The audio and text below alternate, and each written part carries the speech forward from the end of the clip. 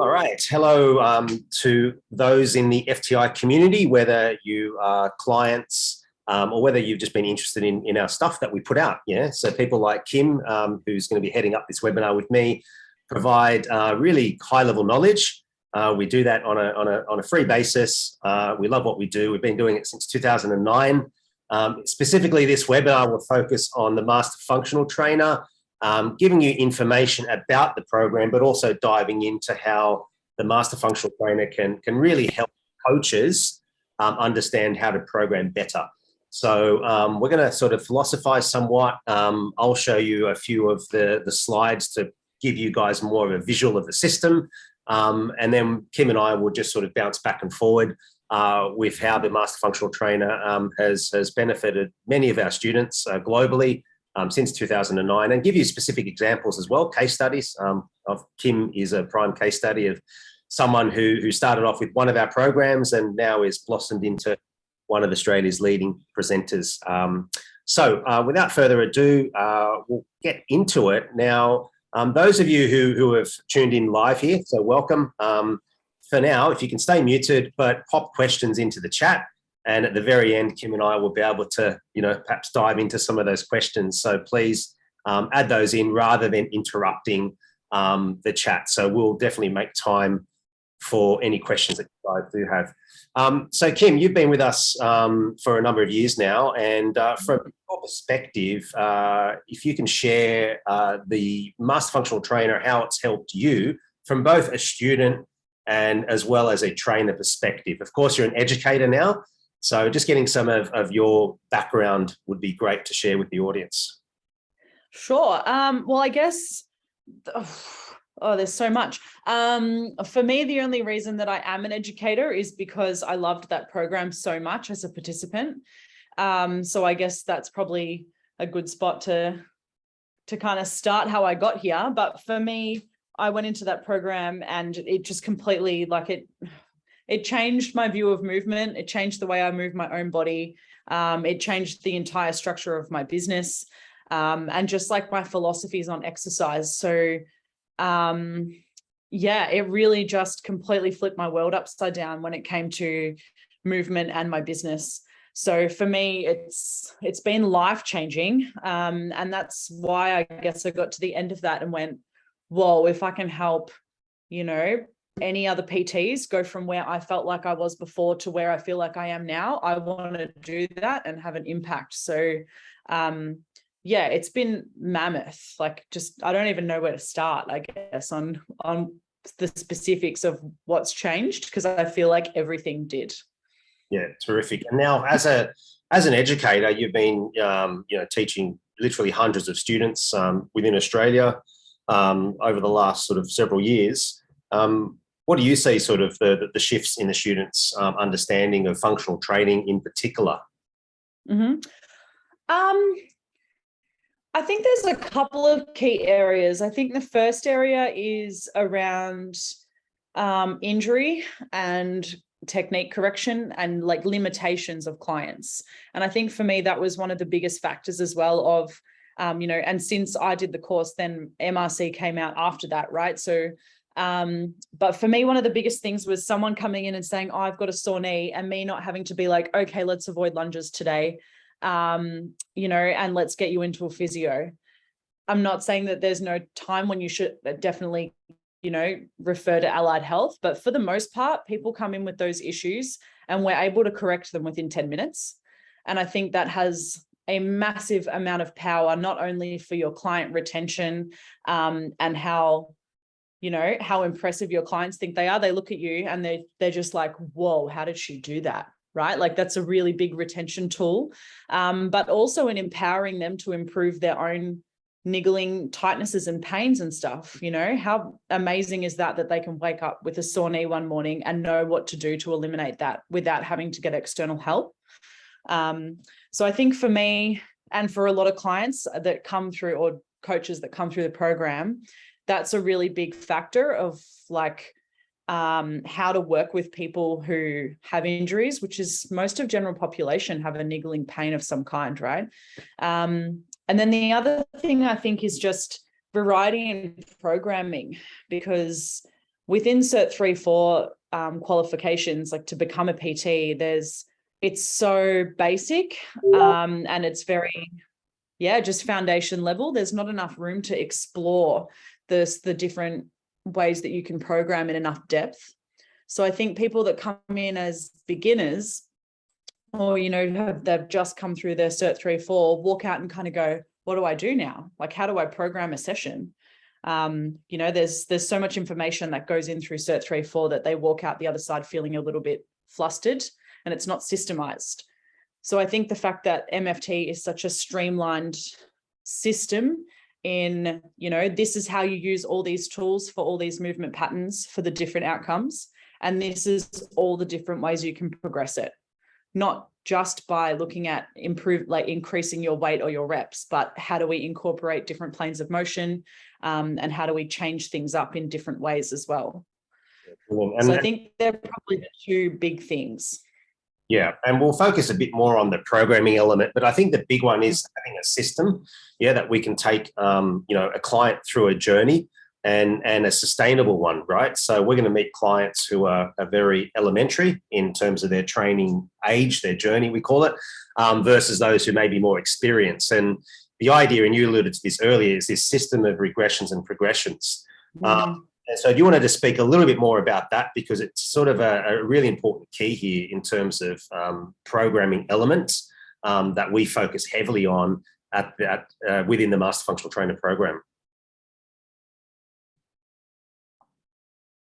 Did you get that? Yeah, sure. So I guess the MFT is restructured. Oh, yeah.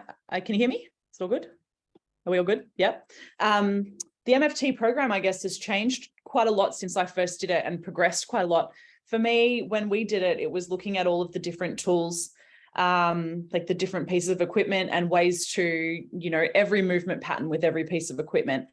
It's changed a little bit now, more looking at the, developing strength and power and the specific outcomes you're looking for.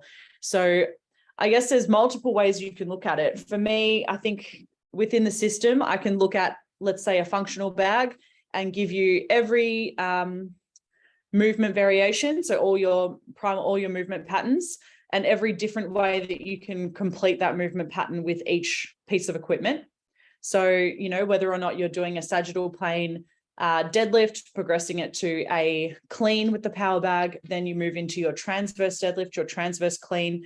I think just the system in where to go from here when you're progressing or regressing a client, it's so simple and it just makes so much sense in my brain now. And I'd had 5 or 6 years as a PT before I did this system, and I just felt very stuck in like the same thing, like the same group of exercises, and it kind of explodes your brain with so many possibilities, I think, within this system, if that makes sense. Yeah, and what we'll do is we'll go through and just have a little glance into that system. So we call it the way of FTI, and it's called the Adaptive Functional Training System. So this is the model that we teach, as Kim's been alluding to, rather than thinking about just simply the tool and being really, I suppose, really headstrong on that, because sometimes we get stuck, right? We favor a kettlebell or a functional bag, and that is okay. But the idea is that there's a plethora of different implements out there. The main thing to consider is Kim talks about the assessment early on. And the idea here is that even though this is fundamental, it's not fundamentally taught, in your Cert 3 or 4. So what we do is we break down a really fundamental assessment system that is a injury prevention tool within the Master Functional Trainer. So it's important that when clients sign up and you induct them, into your coaching practice, that there is a clear system of how to assess. What are you looking out for? And so we look at the 7 screens, movement screens, and from those potential dysfunctions, we then can offer some level of corrective. Now, in the Master Functional Trainer, we don't dive deep into that because that's covered in the movement restoration coach, but it's certainly enough, as you've talked about, Kim, to really get a good grasp, get a good fundamental understanding of doing stuff, incorporating stuff before the main program, and then getting an idea, therefore, to then progress into this idea of how then can you create a program for this particular client.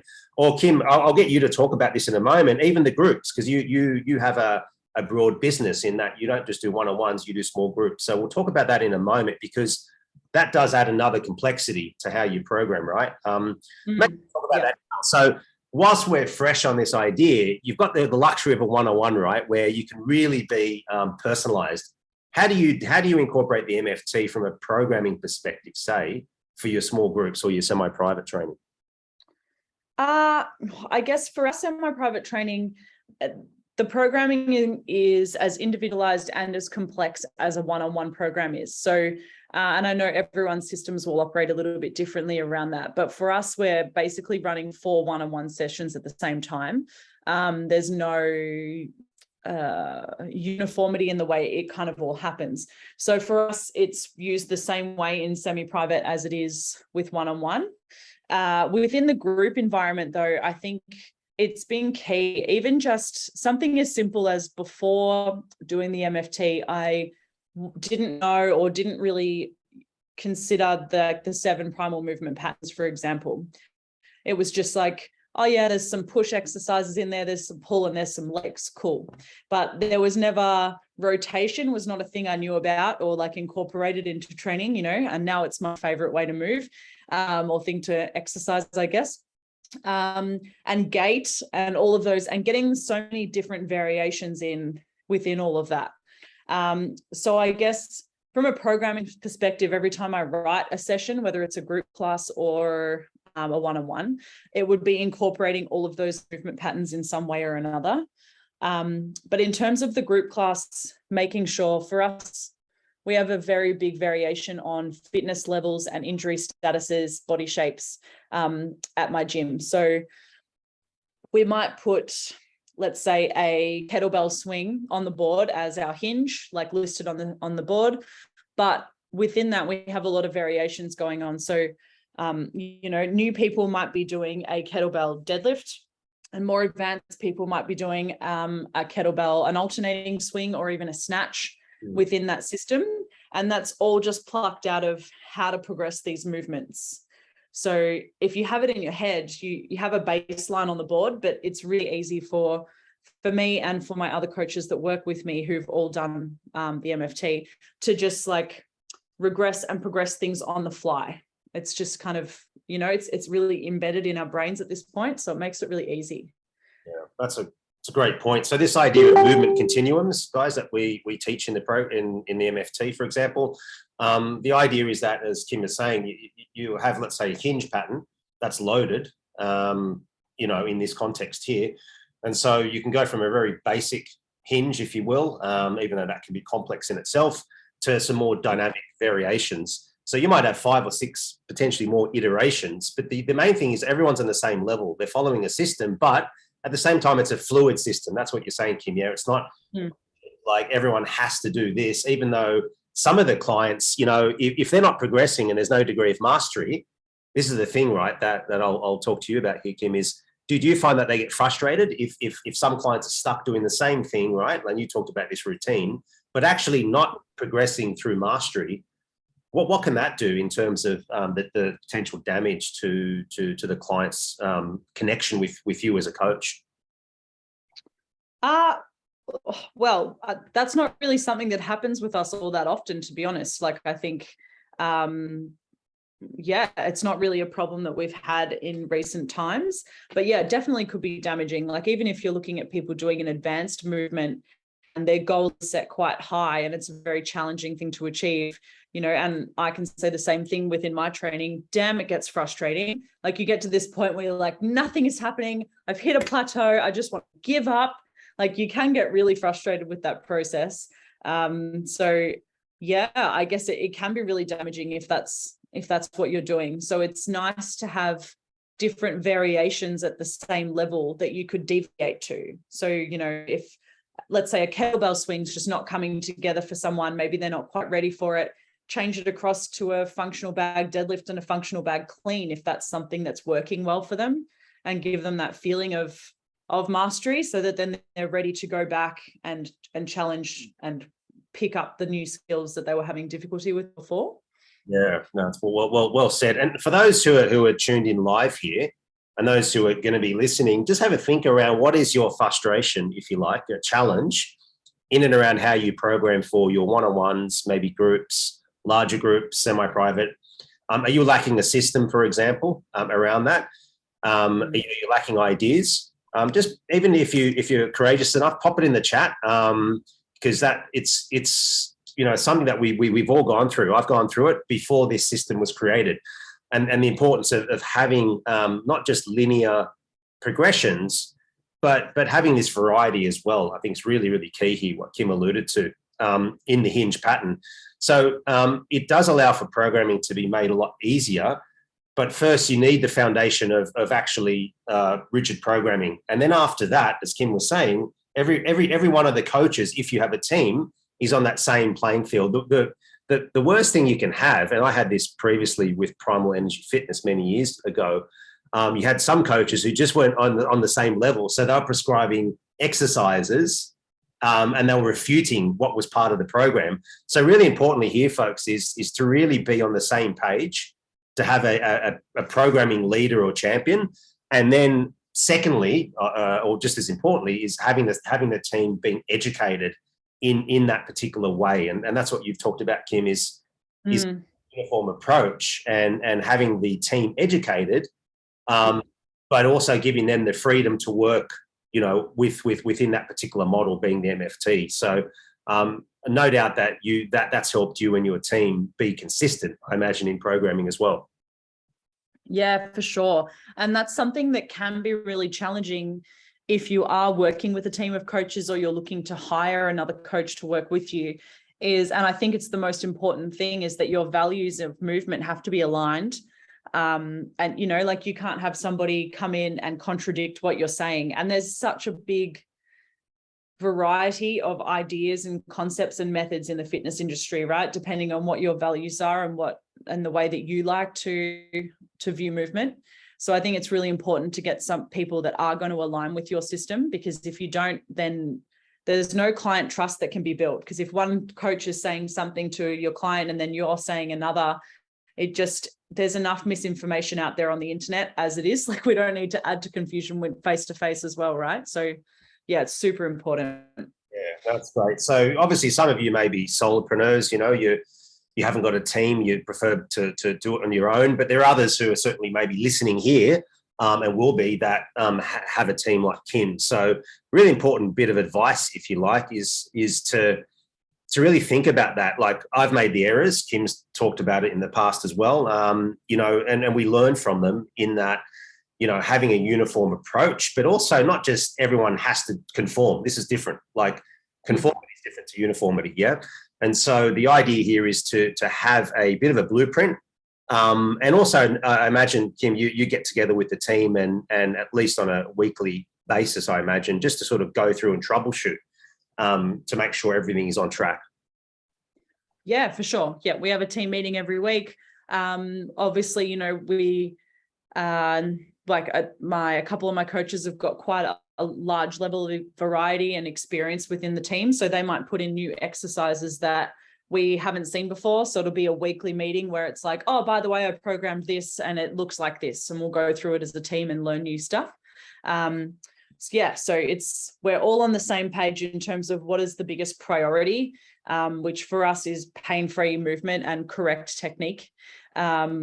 It goes above everything else, because if you don't have that, then you're not going to get too far from the way that we view it. But yeah, for sure, we meet up, we discuss ideas, and we expand each other's horizons in that way too. Yeah, we all learn from another. That's great. So Janet said, need a system to align with the whole team. Yes. And Kim talked about the values alignment, which is so important and often missed. So it's a great point, Kim, you make there. Rocket Rod says, I'm hating that I have to do boring programming and buy an EP that clearly doesn't have MFT.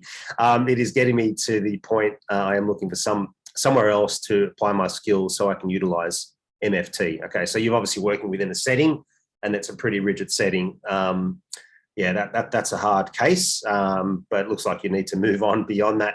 And then Kit says, actually here to refresh my knowledge with the application of the system. Yeah, perfect. It's a great attitude. Kim, you did this, you did this course many years ago, I think 4 or 5 years ago. So really good growth mindset. Now, we'll work into the pillars here a bit more, Kim, so that we give them an idea of how the system evolves. So Writing a program is based on these 5 functional pillars. So pillar 1 is to restore function and movement. So do you want to talk a little bit about that, Kim, and from your understanding and how you apply pillar 1 into clients' program?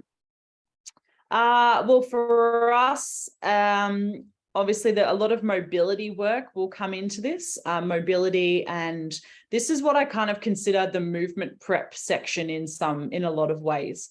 So, this is where we'll look at any muscle imbalances going on or any issues that you found in that initial assessment. Do they have valgus knees when they're doing a lunge, or do they have niggling pain in their lower back? Anything like that pops up, that's then what we'll be looking to address within the restore movement, function and movement section. So, we're looking at muscle releasing where we need to, mobilizing through the joints, and then activating the muscles that have become inhibited through those imbalances. And then also looking at body weight, like restoring body weight movement patterns as well. So we'll do that using the suspension straps, and also just as body weight patterns too. Some banded work can come in here as well in some cases. So yeah, just really getting back to basics. So movement prep and restoring any funky kind of movement patterns that have been developed over time is what I would classify that section as. Yeah, perfectly said. So it's another layer, guys. So from the initial assessment, we then go into it. Essentially, pillar 1 is another layer. And at times you might have clients who've had sort of injuries. Yeah, they've had a, maybe a sporting injury or an accident of sorts. So the idea is that it's not simply you get someone to pillar 1, 2, 3, and that's it. You may have to move them, back if you like, if they've had setbacks. So I think it's important to understand the system in this. It's very fluid and dynamic, and that's why it's sort of set out in this fashion. If I can move this mouse, now I just got to. I think the other point on that as well, based off what Tarek just said too, is just because we might need to restore function in a shoulder doesn't mean that they're working within that restore function pillar for their entire body. Like we might be working on restoring shoulder function, but they might be, moving great in the lower body and really wanting to focus on more complex or the further along pillars in other areas. So this whole system is not just like everything we do is within pillar 1 and everything we do is within pillar 2. You can have elements of all of these pillars working together based off different areas of their body and different goals. Yeah, absolutely. You rescued me there, Kim. I was stuck on that. So I've got pillar 2 now here, which is developing proper movement patterns. So if we look at it as a level of progressing from pillar 1 to 2, do you want to talk a little bit about this this idea of developing proper movement patterns into pillar 2 now? Yeah, so we're using the body weight component of this again here as well. So using the suspension straps is a really big, and for me, I reckon suspension straps would have to be maybe the most commonly used piece of equipment in my gym. And like, I love kettlebells more than life, but the suspension straps are just so phenomenal for not only beginner, but also really advanced variations of movement too. So just looking at restoring, the way your shoulders should move when you're pulling or pushing. And yeah, that's kind of what we focus on there, is developing coordination, muscles to coordinate together in a good way. Yeah, spot on. And this is another thing as well that we've actually added, and Kim talked about how the program has evolved, being the MFT, is that we do a lot of groundwork now and baseline positions. So there's this concept now of just fundamentally, can a client kind of get into a hinge pattern? Can they hold it? And then can they groove that pattern? Can they start to sort of move through it, right? Not just hinge, but actually groove the pattern. So it becomes another layer now, not just in the testing, but in the observation of refinement of technique. So we utilize that without load. So this is unloaded movement. And the straps, as Kim said, are just exceptional. Now, there's always this argument that rings can do everything. They can't. Like, rings are definitely great for doing gymnastics, But that aside, right, and I use rings as well, the straps are just amazing because they biomechanically really work in with these types of, let's call them regressions and even progressions, utilizing most of the primal patterns, right? Like you're not going to deadlift with them, or there's not going to really be any level of gait. So you've got 5 of the 7 primal patterns, the main ones anyway, are going to be really utilized here. So the idea, guys, is as well, from a groundwork perspective, we often miss the idea of the crawling to then walking. And so the idea here is if we really taper this back, the idea is to actually let babies crawl as much as possible, honestly. And, you know, the idea that, hey, you know, kids, babies then become toddlers really quickly and start to walk, is really damaging to their coordination and their overall lower limb, upper limb, and also spine integration. So what we do is we'll go back and we'll do crawling patterns, use the straps, as Kim said. But again, it's not just focusing on it, although I would say that the suspension straps are a prime tool to help developing these proper patterns. So the idea is that body weight from this context becomes fundamentally interwoven into programming. And then, of course, we can then, off of that, become more complex, using Olympic rings, maybe doing, you know, if that's an option. Some people like doing handstands, right? We've got Tim as part of the faculty. He loves doing his handstands, right? That's a body weight. That's a very advanced movement, right? But the point being there is that you need to start somewhere with a foundation. So that is our pillar 2. And so you guys can now appreciate the system, I hope. And so the idea here now is we go into pillar 3. So do you want to talk more about the loading of clients' foundations? Yeah, so I guess this is, well, foundation being the key word here. So just getting clients to move with load. So the goal being that they're moving consistently well in a body weight setting, in the developing proper movement patterns. Then they move on to moving well with load. So I guess you guys might have heard the saying, if you can't move it, don't load it. That kind of comes down to what we're looking at here. So once they're ready, they can then move into just really getting the basic movement patterns down under load. So we use the functional bags quite a lot in this area, and some kettlebells. There's no limit really on what equipment you can use within each of these pillars, as long as you're choosing the right exercise selection. But yeah, so just having a look at, you know, starting to load, like say like a hinge, so getting into deadlift, and yeah, looking all of your movement patterns using load, but at a beginner kind of level. You know, it's not super heavy. We're kind of going more for a 12 to 15-ish, maybe rep range, just to get people used to moving in that way and get the muscles conditioned and the neural system conditioned for that. Yeah, and importantly, as Kim has said, it's not like you could use a medicine ball, for example. Anything that's light, really light loaded, it's not meant to be heavy or in terms of using complexity of movement patterns with it at the moment, right? So that's where Kim alluded to the movement progression continuum. Maybe that's just sort of, you know, sagittal plane hinging, for example, versus some slight rotation and then hinging, which we'll explore in the latter pillars. So then going to pillar 4, Kim, what is the building of strength and power in relation to the system about? Yeah, building strength and power. So more dynamic variations, more. So I guess once we move into these areas, we're assuming clients have already developed a foundational strength. They have, you know, they've built a little bit of coordination. They understand what a movement should feel like. And they've done that kind of introduction block of training, should I say. So then we could move, for example, from a deadlift to a swing, something with more coordination and neural firing needed and more power needed to execute the movement.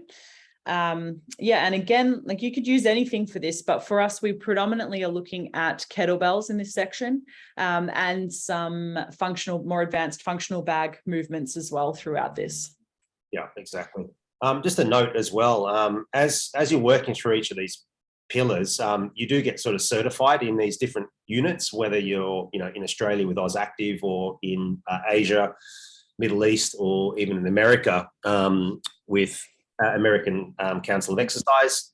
It does have the accreditation points in this program. And as well, if you're an EP listening, it's accredited with ESSA. So I think you get a generous 20 points for the MFT program. So it has the evidence-based components that we've done all of the research, at least what's current in regards to functional training, and have embedded it. So it's all referenced throughout. Although it is very practical, right? But we wanted to make sure that it was accredited with the highest agency, being AusActive, as well as ESSA, Exercise Sports Science Association. Now let's move on to pillar 5 then, Kim. So do you want to talk a little bit more about the idea of integrating this complex functional movement patterns now? So this is my favorite pillar. So in this, we're looking at obviously more complex patterns, right? So whether that means battle ropes, we spend a lot of time looking at more battle rope movement patterns and variations, obviously, because when you're using a battle rope, the force that it will throw back at you is pretty epic, right? Compared to, say, using a functional bag. So if you don't have the coordination and the baseline behind you, the battle rope's going to control you. You're not going to be controlling the battle rope, for instance. So also looking at things like flows and complexes, combining movement patterns together, really to get that, the more complex style of movement. So this is where the progressions by, changing up the planes of motion and all that stuff really comes into play here. And I think that's where the gold is for me personally. I think within this system is the limitless way that you can change and progress things is within this pillar. Yeah, you've recently done a couple of series, on the complex movements. And again, we give this content freely, and we always have done and always will do. So Kim has provided some really, really high level stuff, as well as Tim, both exploring the MFT, the Master Functional Trainer, and the Movement Restoration Coach programs. So guys, the idea here is that oftentimes, like as particularly beginners, 0 to 2 year trainers, right? It's easy to go straight into pillar 5, 4, and 5. And we think from our perspective as coaches, and I once thought this as well, is that clients are demanding this, right?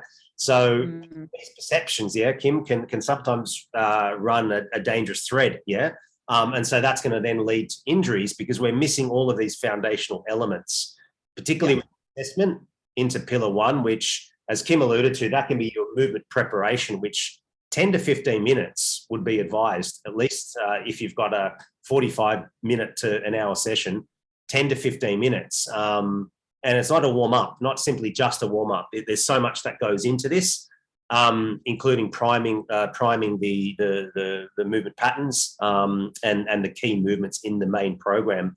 And so the idea, you guys, that you can appreciate this is taking the clients on a journey. You can regress this and focus on different elements within how you program.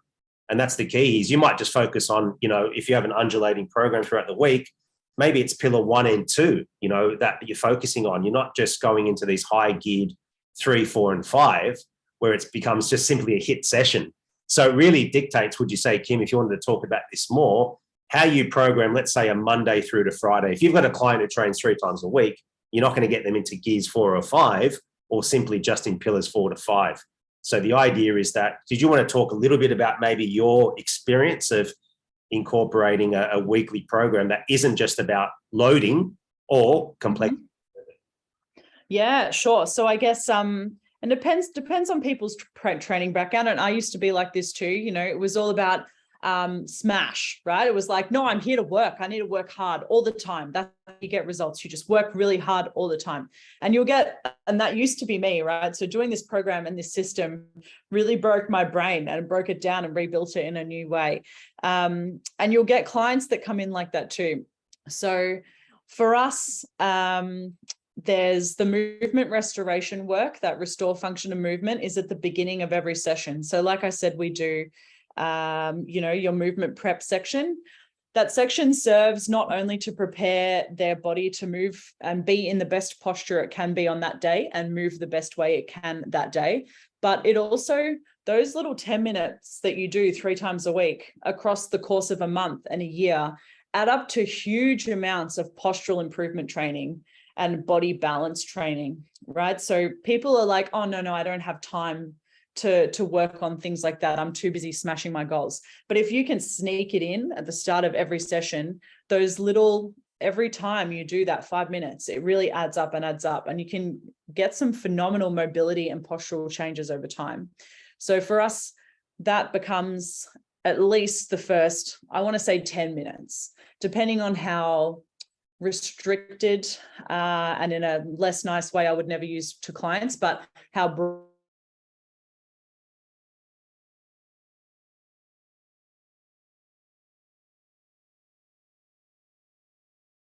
30 minutes of that movement restoration focus before they would move on to any of the pillar 2 or pillar 3.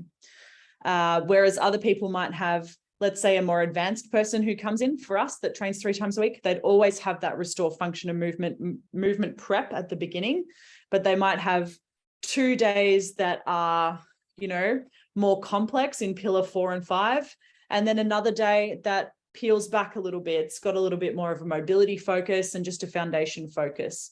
So we really do intertwine all of this to work all together at the same time. Yeah. You know, there's no being stuck in one pillar and having to master everything before you could move on, because that's just not reality, I guess, for many people. No, very well said. Fluid and dynamic, but yet still allowing for a micro improvements, which is what you alluded to. And for those who are, again, who are here live and are to listen in or watch in, just have a think about, you know, how are you at the moment, you know, programming, particularly on a weekly basis? Are you planning? Are you structuring? Is it simply session by session where you sort of get a feel for it? So the idea here is that, yes, sometimes we just get a feel for it and a sense for it, because the client may come in just ultra stressed. You've written a great program. You're going to need to adapt that, right? But I think having the planning and structuring and keeping that somewhat flexible is really important, wouldn't you say, Kim? Is better to have something structured, so you have like a template, and it's really important that you do have that structure, but you do allow for the client who may have had a slip or may have just been really stressed from a stressful life situation. Are you going to hit them up with a hard session, for example? So Kim, do you want to just touch on that a little bit? Yeah, I think sometimes as PTs, we're like, no, this is the plan. This is what we're doing today, right? I've written this program, like we're on a 5-week strength cycle. You have to be hitting this weight today. And it's really hard to stick to plans like that because life happens for so many people, you know. I think Tarek's exactly right. If someone's been really stressed, man, you'll see that straight away. And even we use MyZone within our system, within our gym, and you'll see the heart rate changes and what's going on with people when they're in that state.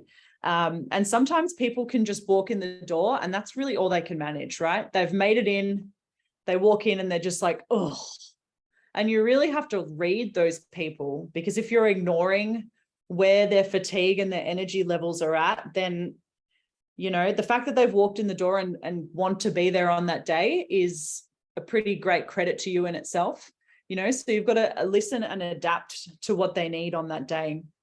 Yeah. And then other times people come in and they're like, you know, some people respond to stress with like, hit me, I want to train harder, like whether or not it's a way to process the stress or maybe just procrastinate it and distract it for a while. Some people will respond in a different way. So yeah, you've definitely got to have fluidity within the way that you program. And you know, I always think you need to value how the client feels over your program any day of the week.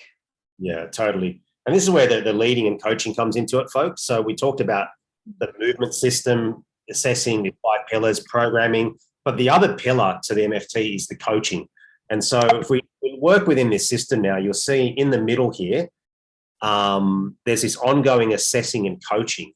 So what does this mean really? How I summarize it is you as the coach being ultra present. So, you know, let's just take being mindful, being present, present moment awareness about connecting with that client or clients as they walk in the door, reading them. All of these things are going to be gauged only if you're present and focused as a coach. If you're not and your mind's sort of wandering, you're not going to pick up these cues, you know, or these clues into potential damage that your programming may be doing to that person, right? Fluctuating heart rates, you think about the added malaise that can add. So really being in a present state with them, but also being present within the session. And the sessions are dynamic, right? Like, you know, people are in motion, right? They're swinging bells, they're picking up bags, they're pressing stuff over their head, you know, they're crawling around. So really, the idea of the MFT is to really teach the coach to harness this power of how to communicate to clients, how to cue, you know, by communicating with them, you're creating this bond, right, with every one of your clients. And so this to me, and this is one of my favorite areas within the system. And I've written a program called Coach with Purpose, because coaching and communication is an important attribute for all coaches. So do you want to talk about that a little bit, how you maybe incorporate it, and just some of the insights to those listening in, Kim? Yeah, well, I guess something I wrote in one of the Wednesday wisdom posts I did a while ago, just in terms of, you know, communication and coaching, is you can be the most book smart PT going around. You can have done all of the certifications in the world and know every bony landmark in the body.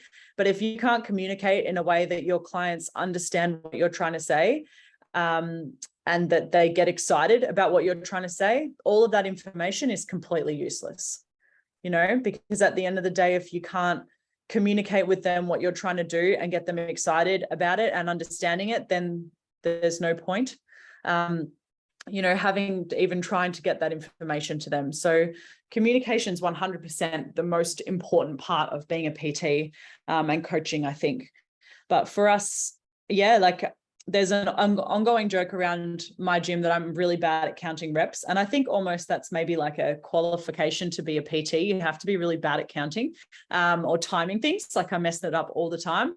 But it's always like, well, would you rather I counted your reps or focused on your movement? I'm blonde. I can't do two things at once, right? So it's either I count how many lunges you did, or I have a look at your knee alignment, your hip alignment, and what's going on with your feet as you lunge. Like you just can't have everything, right? So, and I think, yeah, there should never be a time really when you're coaching that you're bored, because there's always something to look at. People will move differently every time they come in and see you, based on what their life is, what life's throwing at them at that point. Have they been sitting around all day? Have they been running around all day? Have they been carrying like a toddler on their hip all day? Everything is going to have an impact on the way that they move. And it's really important that we pay attention to just how fluid and malleable the body is. Yeah, and I think at an energetic level, guys, you know, this is just real. Like, there's an energy transference, and if you're there fully present, and I've known this right throughout the years, if I wasn't on my game, like clients will pick that up, right? And some of them will tell you up front, and others may not. But the idea there is, if you're fully present, like you're building this connection, you're building more levels of trust in that bank account, right? That trust bank account. Just as Kim alluded to, that great analogy or the sense that if you're doing 5 to 10 minutes of restoration, and then at the end of your session, you're doing 5 minutes of recovery, that adds up into their movement bank account. And honestly, think about that over weeks, over years, it is a worthwhile investment. And likewise with your coaching and your connection building with your clients, it's a worthwhile investment. So that's why within the MFT, we've got here the ongoing assessing without paralyzing the client, like stopping them every moment and going, hey, you know, make sure you're tracking better. Like it's about letting them to self-organize as well. Yeah. So the idea is that we lead them on a journey to actually self-regulate somewhat, right? And self-organize themselves within a session, right? Or outside of your session. So I think this is a really important point, is that you as a coach, you need to sometimes just back off a little bit. Yeah. Just let them move. But you've done all of the hard work. There's no point trying to paralyze them, Kim. So, you know, from your experience as well, how have you adapted and adopted that in your coaching practice, particularly the fact that you've got multiple coaches and you're mentoring now, to sort of adopt that mentality, if you like, you know, not to stop the client all the time? Yeah. Well, it depends on what's going on, right? There are some cases where you would be like, whoa, let's stop right now. Like, let's say there's a lot of, you know, really poor spinal position going on and they're about to pick up a heavy deadlift weight. Like, it'd just be like, whoop, let's not. But yeah, when people are learning and figuring things out, I think if you can get efficient with your queuing, you kind of need to let people figure it out for themselves as well, right? So if you say something about, keeping your knee in line with your third toe when you lunge, if they're like looking a little bit confused and they do a couple and it doesn't look great, but then over time they're like, oh, I get it. Like they need time to understand and align their body. And yeah, for sure, I think it's important to give people space to do that. And yeah, that all the coaches are working on the same level with that too. So there's definitely parts or, certain things that I'd be like, that's an immediate, let's stop and, make an adjustment. And then there'll be other parts of after that set, I'll talk to them about changing and trying this. Yeah, brilliant. That's really well said. So this is the system, guys, and some of the insights that Kim and I have laid into it. And so the main thing is that we cover the programming modules as well. We cover these individual modules too, because we want to make sure that you have the science and the foundation of each, i.e. programming, mindset coaching, the functional anatomy, the client screening. So these are our foundational sort of theoretical modules, even though they're applied theory. And then we move into the 5 pillars, showcasing it, utilizing these tools, which you're all going to be certified in as well. As the coach goes through them. And so just a little bit more on the system. We teach it in Australia, Melbourne, Brisbane, Sydney. We do have 3-day immersions. Kim recently ran one, I believe, a couple of weeks back in Melbourne. And we are on the 12th of October, 2022, just in case down the track you're listening, going, what? And then we do have these live sessions, which are virtual. So we do have intakes. And so there's another layer here is that in the live sessions, Kim or one of our other instructors will go through these in detail, and they're all recorded. And we do have a self-paced version as well for those in, sort of the Northern Hemisphere or can't make those live sessions.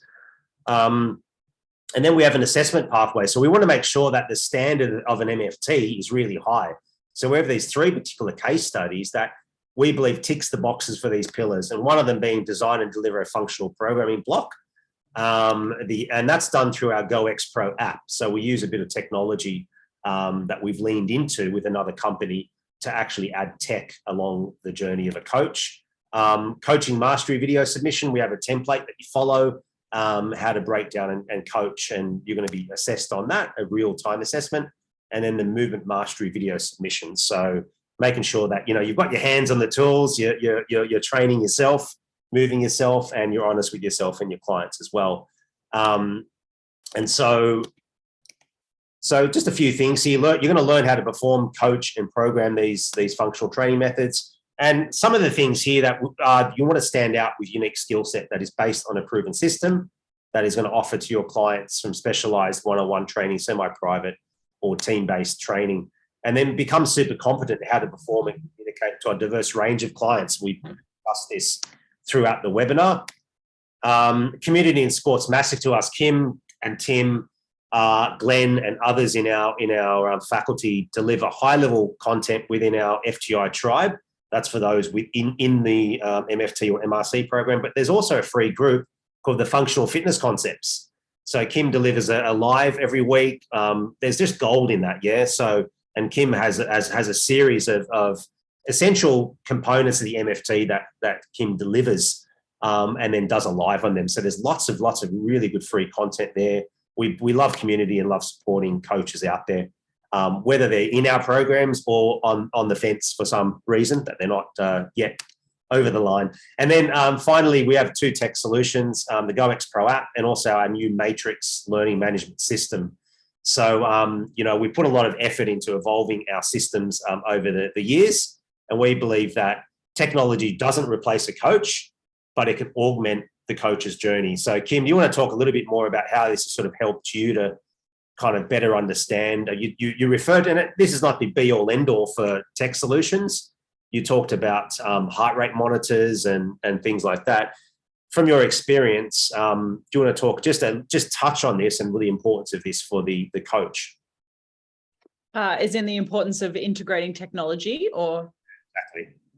Yeah. So for us, I guess MyZone has been a pretty big game changer for us in terms of using tech, and the members get all excited about it because they get points for their workouts, and, you know, they love get into the red zone. They're so excited about it for the most part. But for us, we're looking at it on such a deeper level. We're looking at how long their heart rate's taking to come back down. Is it sitting at a more elevated level or a lower level compared to what it would normally be? Like, are we getting fitter, or are they under stress? Are they getting sick? We use all of that kind of information to gauge how hard we're, or how mean we're being. You know, like in a group class, if you're looking at it and you're like, oh, okay, everyone's still in the yellow, let's give them an extra minute rest.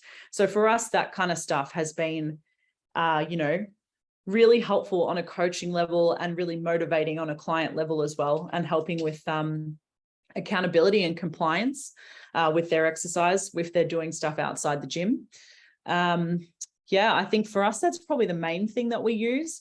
Using the assessment screening kind of software with GoX Pro can be really helpful at getting an in-depth breakdown on where someone's posture and body is sitting, which can help in that initial assessment stage, and then knowing what we need to do with a client moving forward to restore that function and movement. Yeah, they're probably the two main things that we use, I would say. Brilliant. And some of you may be using stuff already, maybe you're not, but just consider the idea of like GoX Pro, you can run your business on it. You can, you know, do the programming rather than, you know, not programming or writing on sheets. The GoX Pro can offer all of that, for example. And there's plenty of other certainly systems out there. But the idea is that we use this to kind of excel the student's journey. And obviously having videos and manuals and all that content stored in our learning management system, you know, really allows for more optimization of learning. Yeah, because even in the live events, sometimes we forget things. So overall, our intakes are 4 months long. If you start, you know, if you do a live, otherwise, you know, there are self-paced options. But look, we're not here to sort of just drive in that you need to do MFT, where it's more of an informative, some insights as to how we do it, so that those of you who don't know much about FTI or the Master Functional Trainer, hopefully can actually appreciate you know, the power of it. So if you're wanting to join our, as I said, the Functional Fitness Concepts group, and if you, once you're in there, if you just tag in free resources, what we'll do is we'll give you some extra videos, a free book as well, a few other resources for absolutely free, if you guys do want that. So that's all that they're on offer. And we'll have one of our team members provide you with all of those resources. Aside from that, I hope that those who have tuned in, I mean, none of you left, so I'm glad that we engaged you. That's you listened in. Hopefully you've got some insights. Even those of you who have already done the MFT, you know, you're crying out for refresher. We can certainly offer that as well. But the idea, guys, is to really appreciate the system, and to kind of add in this idea of the 5 pillars that feeds into a client journey. And that's that whatever level that client is at, whatever system you've got running, whether it's just one-on-ones or if it's semi-private or team training, you know, group training, the Master Functional Trainer can certainly cater for all of those different dynamics, outdoor trainer, indoor trainer. It's very minimalistic, if you like, with regards to equipment, really. And you can really take that anywhere. You don't have to have a big commercial space. But you know, there are those like myself many years ago who are outdoor trainers as well, and that's, you need to be more creative when it comes to programming. Kim, any final thoughts or words from you to the listeners? No, I know. I think I've already talked enough. Yeah. Couldn't shut me up. All right, that's good. Well, thanks again, Kim. And for those who have tuned in, we'll have a recording of this available. And again, if those of you who want the free resources, please go to Functional Fitness Concepts. That's exactly what it is. You type that in, and then I'll have one of my team members add you and provide you with those resources, and we'll take it from there. So that's the Master Functional Trainer program, a bit of an insight into it. And yeah, hopefully you guys can stay tuned for more webinars. We do lots and lots of webinars, specialized ones, information ones. So stay tuned for the next one. So thanks again, Kim. No worries. Thank you. Thanks, guys. Thanks, Coach. My pleasure. Bye.